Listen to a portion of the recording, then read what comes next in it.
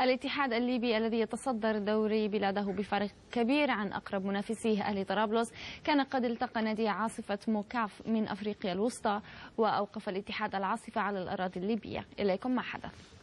وكرة القدم الليبية مع شقيقي فريق تامبيت موكاف من أفريقيا الوسطى.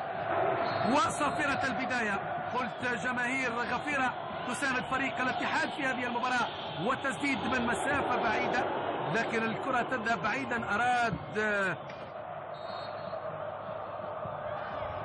كرة عرضية، وأحمد الزوي كاد أن يصنع الفارق، كاد أن يحقق أول الأهداف في هذه المباراة.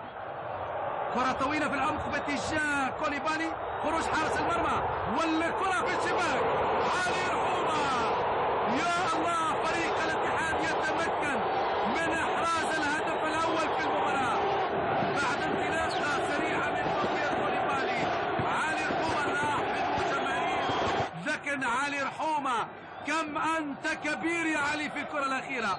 هدف داخل شباك مصلحة صناني، كرة بينية وفرصة الهدف الثاني، العرضية والكرة تنتهي في شباك يا كتير.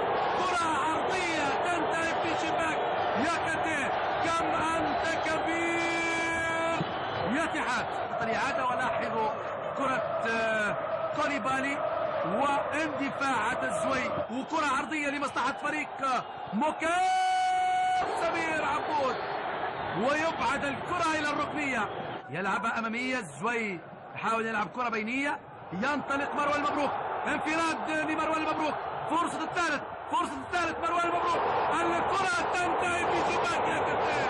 هدف ثالث للاتحاد، هدف ثالث لفريق الاتحاد ممثل كرة القدم الليبية. يلعب كرة انطلاقة علي رحومة اللي أصبح يلعب على اليسار، وكوليبالي كرة في المرمى تنتهي في شباك يا كابتن. من جديد الاتحاد يؤكد تفوقه من جديد.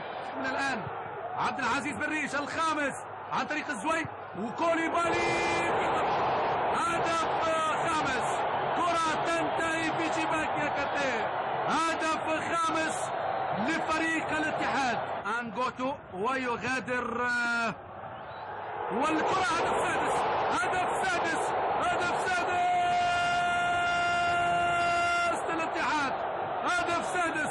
أحمد الزوي، كم أنت كبير يا أحمد، كم أنت كبير يا أحمد. فريق موكاف عن طريق أنغفينا يسدد كرة قوية، خطيرة، والزوي في كرة، أحمد الزوي. داوود كاميلو يدخل داخل المنطقة السابع للاتحاد، حتى الآن يلوح في الأفق والكرة تضيع.